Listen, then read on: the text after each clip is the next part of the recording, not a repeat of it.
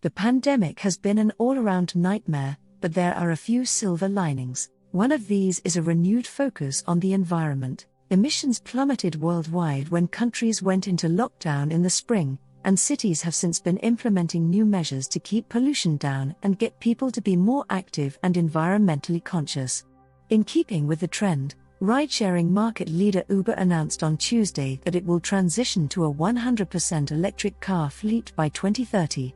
Lyft, its main competitor, made a similar announcement in June. Are the ride-hailing companies' commitments to greening linked to the pandemic? It's unclear. They likely would have implemented this switch at some point in the near future anyway, and the pandemic may simply have accelerated it, as it did for other technologies and trends, like automation and remote work. The pandemic hasn't been kind to Uber. For starters, no one really went anywhere for months on end. When people did venture out of their homes, anxious and restless and clad in the same sweats they'd been wearing all week, they opted for transportation methods that minimized contact with other people and with potentially germ-covered surfaces. Walking, biking, and driving one's own car all saw a resurgence. Uber implemented safety protocols including requiring drivers and passengers to wear masks at all times, but their business has still taken a big hit. I mean, come on, where's the last place you went other than your living room, kitchen, or the nearest park, which you can most likely walk to?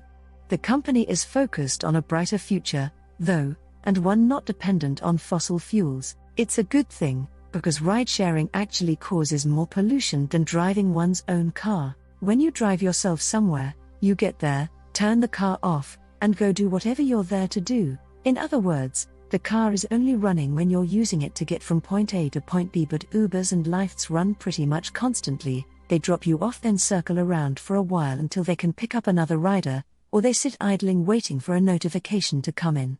All that in-between time adds up. A study from February of this year found that ride-hailing trips cause up to 69% more climate pollution than the trips they displace.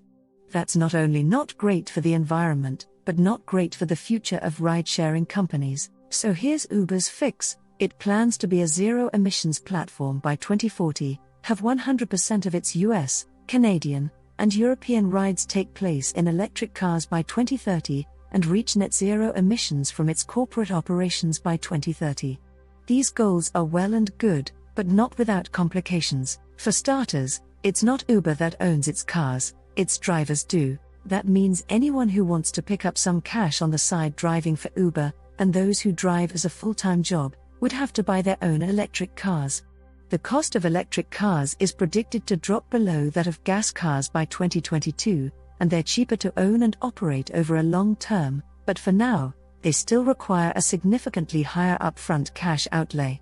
For a company that doesn't have a shining record of treating its employees well, it has fought tooth and nail to keep from having to give drivers employee benefits rather than hiring them as independent contractors. It might be a lot to ask to have drivers cough up an extra few $1,000s to help meet a goal they may not particularly care about.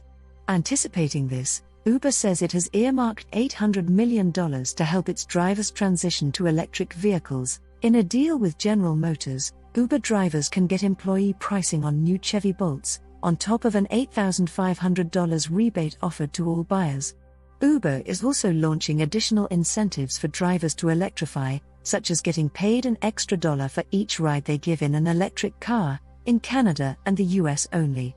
Even if these incentives are enough to convince drivers to go out and buy an electric car, though, and if it were me, it would take a lot more than what's being offered to get me to trade in my trusty, beloved Saab I've had for years. The added challenges don't end there.